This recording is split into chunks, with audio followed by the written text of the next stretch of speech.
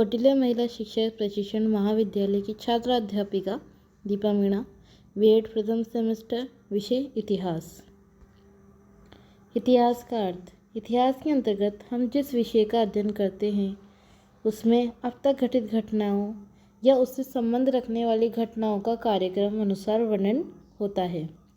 दूसरे शब्दों में मानव की विशिष्ट घटनाओं का नाम ही इतिहास है, या फिर प्राचीनता से नवीनता की ओर आने वाली मानव जाति से संबंधित घटनाओं का वर्णन इतिहास है। ग्रीक शब्द हिस्टोरिया का मूल अर्थ है पूछताछ, ज्ञान से तात्पर्य करने वाली क्रिया, साथ ही पूछताछ से उत्पन्न होने वाला ज्ञान इतिहास है। इतिहास का जनक हेरोडोटस को कहा जाता है। इतिहास किसे कहते हैं? इतिहास अपने व्यापक अर्थ में प्रत्येक वस्तु या घटना है जो कभी घटित हुई है।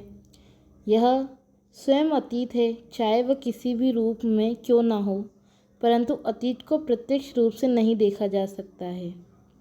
इतिहास अतीत की घटनाओं का अध्ययन है।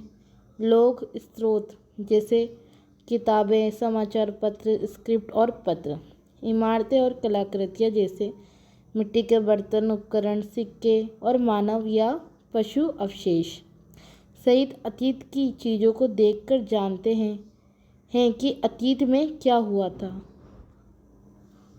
इतिहास क्यों पढ़ना चाहिए? इतिहास का अध्ययन हमें उन घटनाओं और व्यक्तियों के बारे में जानने का मौका देता है जो हमारे समाज, देश और विश्व के निर्माण में बहुत भूमिका निभाते हैं। इतिहास के माध्यम से हम वहाँ तक पहुँच सकते हैं जहाँ हम स्वयं नहीं पहुँच सकते। हम सभी के लिए इतिहास का पढ़ना ज़रूरी है क्योंकि हमारा वर्तमान हमारे अतीत से जुड़ा है। इतिहास को पढ़ने से ही पता चलता है कि आज हम जिस विकसित दुनिया में रह रहे हैं वहाँ तक पहुँचने के लिए हमारे पूर्वजों ने कितना बलिदान दिया है। इतिहास पढ़ने के फ़ायदा।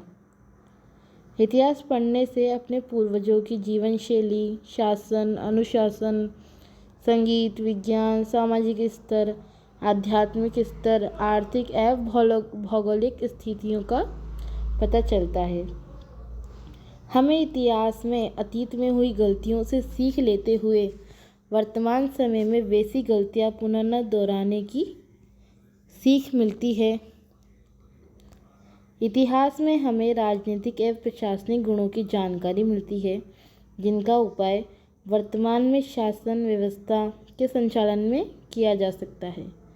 प्रशासनिक परीक्षाएं जैसे IAS, IPS इत्यादि के सिलेबस में भी शामिल किया जाता है। इतिहास को 3 खंडों में विभाजित किया गया है। पूरा पाषाण काल यानी कि प्राचीन इतिहास, मध्य पाषाण काल यानी कि मध्यकाल का इतिहास, नव पाषाण काल वर्तमान का इतिहास।